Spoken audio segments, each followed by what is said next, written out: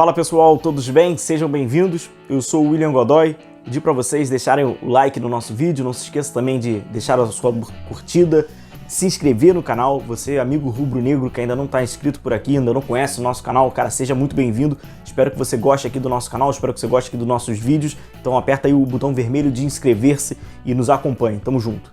Bom, galera, vamos primeiro só deixar convite, né, para quem ainda não viu, nós trouxemos hoje o vídeo de análise sobre a vitória do Flamengo, essa vitória muito categórica, né, do Flamengo, com muita imposição técnica, imposição tática. Para quem ainda não viu, o link tá aqui, que a gente fala e passa, né, por esse aspecto do jogo do Flamengo, de muita associação, né, de muita aproximação. Foi um Flamengo que conseguiu vencer o Botafogo com muita tranquilidade, taticamente, tecnicamente, fez um jogo muito correto, muito certo. Então o link tá aí para quem ainda não acompanhou. Vamos falar sobre o Pedro, agora mais do que o caso do Pedro, isso é um assunto que a gente já poderia até ter falado, fui postergando um pouquinho. O Pedro, ele é um personagem principal, mas não é mais do que sobre ele. Passa pelos meus colegas da imprensa, meus colegas da grande mídia. É muito cativante, é emocionante, não tem outra palavra. Como vocês sabem, né, os empresários do Pedro receberam uma consulta, né, da diretoria do Palmeiras. O Palmeiras, obviamente, tem interesse no Pedro, assim como vários clubes brasileiros teriam, afinal eles não conseguem formar e nem contratar centroavante. Existe uma falência no futebol brasileiro de centroavante, né? Então, o que a gente consegue formar é centroavante caneludo, mas só que este tema não é interessante para a imprensa falar, não é interessante para a imprensa engajar. Então ela gosta de criar outras situações, que aí dá aquela curtida, dá aquele like, dá aquela inscrição, dá aquela audiência. Então falar sobre a causa, né, do que acontece, não, ele vai pra, não, todo mundo quer o Pedro, não sei o quê. Então, falar sobre isso é verdade, o Palmeiras acabou consultando os empresários do Pedro, é completamente diferente do Palmeiras ter ido ao Pedro, o Pedro ter autorizado, ter aceitado e falou conversa com o Flamengo. Tá? É bem diferente. Então o fato que acontece é os empresários do Pedro recebem essa sondagem, né, do Palmeiras e obviamente o Flamengo recusou. Vamos lá, vamos falar então rapidamente sobre Pedro no Flamengo e mais do que isso sobre meus coleguinhas da mídia. Eu acho muito emocionante e cativante a preocupação que a mídia tem com a carreira do Pedro. Nossa, é muito bonito, é um gesto muito bonito que meus colegas da imprensa, alguns deles, né, têm, assim, eles são muito humanos, eles se preocupam muito com a carreira do Pedro. Ah, o Pedro não tá jogando, mas se o Pedro estivesse no time, ele estaria jogando, porque, nossa, assim, eu acho que nem os empresários do Pedro, eles se preocupam tanto com poucos minutos, né, que segundo eles o Pedro recebe, ou que mais deveria, assim, é cativante. E, logicamente, por isso ser falado todo dia, praticamente toda semana, e criarem pautas sobre isso, passa um pouco pela torcida do Flamengo, e a torcida do Flamengo também fica meio assim, pô, tem que botar ele porque senão vai ser vendido, né? Tem que botar ele pra jogar, porque se não botar ele pra jogar, vai vir um outro clube, vai ter interesse nele, ou porque ele senão vai querer sair. Vamos lá. Primeiro ponto. O Pedro, quando veio pro Flamengo, ele estava em baixa, ele não estava jogando pomba nenhuma no futebol italiano, na Fiorentina, tá? Ele sabia que ele ia chegar para ser o reserva do time do Jorge Jesus e que ia ser aquele famoso empurrador de bola do time do Jorge Jesus, que tinha no ataque Gabigol e Bruno Henrique. Ele seria uma espécie de Cardoso, em aspas, do que era o Benfica. Aquele camisa 9, homem de referência, fazedor de gols dentro da pequena área. Pro Flamengo não precisar usar o Lincoln, o Flamengo foi lá e contratou o Pedro. Então o Pedro já sabia disso, que ia chegar no melhor ataque do futebol brasileiro. Então não é à toa que aí a informação que eu tenho, o Pedro nunca mostrou uma certa insatisfação com essa condição.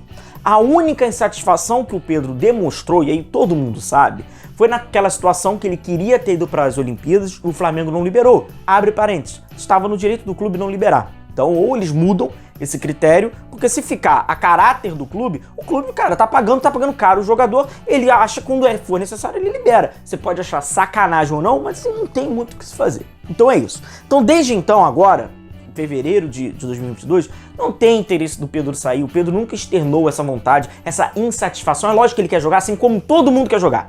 Todo mundo quer jogar. Sendo bom ou ruim, supostamente craque ou supostamente péssimo, ele quer jogar. O pé de rato também quer jogar. Óbvio, o cara é jogador de futebol, ele tem que querer jogar. Se ele não quer jogar, ele tem que mudar de profissão, né? Porque ele tem que querer jogar, é o mínimo. Então assim, não tem isso, não tem absolutamente nada disso. Agora o que a gente viu, obviamente, é essa repetição dessa narrativa de que o Pedro no Flamengo tá perdendo tempo, etc, etc, etc. Vamos lá, o primeiro ponto. Pedro no Flamengo estaria, em aspas, perdendo tempo na carreira, levando em consideração que se ele for para um outro clube, ele vai ser titular absoluto, ele vai jogar? Estaria. Isso é óbvio, né? Se ele jogar, por exemplo, no Botafogo, Ele não só vira titular, como ele vira ídolo e o rosto dele vai ficar pintado lá em General Severiano.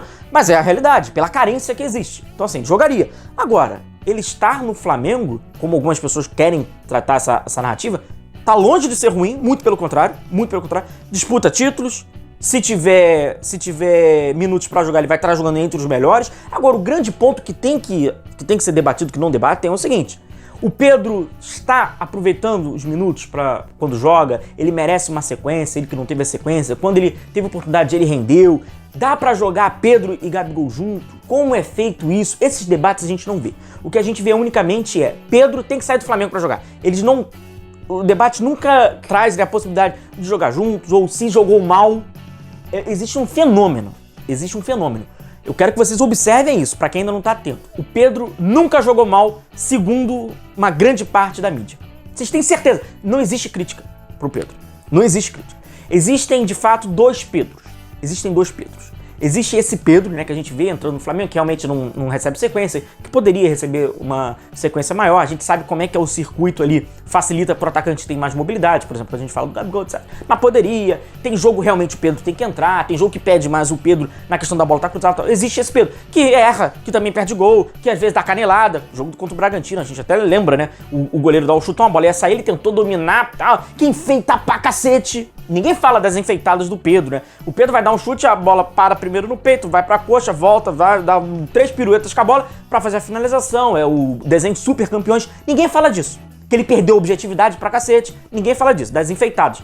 Agora, existe esse Pedro, que é o que a gente vê, é normal, o cara promissor, o cara que joga bola pra caramba, técnico. E existe o outro Pedro. O outro Pedro, que é esse Pedro aí que quando vocês entram no site, quando vocês veem na televisão, dos meus colegas da mídia, é uma mistura do Lewandowski com o Van Basten. Esse outro Pedro é absurdo. Esse outro Pedro, ele faz tudo, é o melhor, é um absurdo esse cara. Esse cara, ele consegue fazer tudo. Quando alguém não faz, eles lembram, mas o Pedro faria. Quando fez errado, mas esse cara é um absurdo. Eu confesso, eu não vi esse cara ainda. É a mistura do Lewandowski com o Van Basten. É isso, é essa que é a narrativa. Então, existe um fenômeno do Pedro que quanto menos ele joga, melhor ele fica. Porque criou um imaginário lúdico no fantástico mundo do Pedro, que ele vai andando de velocípede, igual o Bob, que ele faz tudo e faz tudo muito bem feito, cara. Assim, um enorme absurdo, completo descolado com a realidade. O Pedro poderia jogar mais? Poderia. Deveria, mas para isso tem que estar no circuito. Então tem que hoje cobrar o Paulo Souza, ontem fez um bom jogo, jogando com a Arrascaeta e com o Gabigol. Isso tem que ser debatido, isso tem que ser mais fomentado, isso tem que ser mais falado. E até mesmo nesse último jogo, né, eu estava lá no estádio, então eu não tive esse privilégio de ouvir como vocês ouviram, né? Mas eu fiquei sabendo que o Tita, né, o ex-jogador do Flamengo, acabou falando, né, que ele estava triste. Talvez o Tita tenha feito algum curso de expressão. Tem até um cara que é excelente, né? Fazendo no YouTube, talvez ele tenha feito um curso de leitura, né, de expressão facial, não sei se o Tita fez isso, mas falou que estava triste, assim, e eu posso comprovar porque eu estava no estádio. O Pedro, quando saiu pro intervalo, quando desceu pro túnel pro intervalo, e no final foi pra torcida, quem esteve ali embaixo sabe do que eu tô falando, gesticulou, bateu ele no peito, assim, não mostrou essa tristeza que talvez o Tita tenha identificado por ter feito esse curso, ou o Tita, ele acabou se balizando por uma comemoração dele, né? Porque, por exemplo, quando ele era jogador do Vasco, pós-Flamengo, e fez um gol no Flamengo, ele fez uma comemoração tão, né, assim, que realmente qualquer comemoração que não tenha sido aquela que ele fez comemorando o gol contra o Flamengo, realmente é de um jogador triste. O Palmeiras, bicampeão da Libertadores com Pedro, mudaria completamente sua característica. A força do Palmeiras, do Abel, hoje é o contra-ataque. Então ele teria que ter uma ruptura desse modelo de jogo para encaixar então o Pedro, que é o Van Basten junto com o Lewandowski. E um outro ponto é, afinal, se ele estiver jogando na profundidade no contra com o Pedro, quando o Rony estiver lá na frente, o Rony já perdeu a bola dentro da área, o Pedro ainda vai estar chegando. Então assim, teria de fato... É muito mole falar, jogaria, mas é fato, tem que mudar. Mas isso o pessoal acaba ignorando, né? Porque é mais fácil você ficar fomentando e jogando, né, aquelas notícias, né, que a gente sabe que acabam engajando um pouco mais, bota o desespero pra torcida do Flamengo, nas outras torcidas vai fomentando essas ideias. Enfim, obrigado aí por estar acompanhando, deixa o like, se inscreva no canal que a gente vai se vendo. Valeu!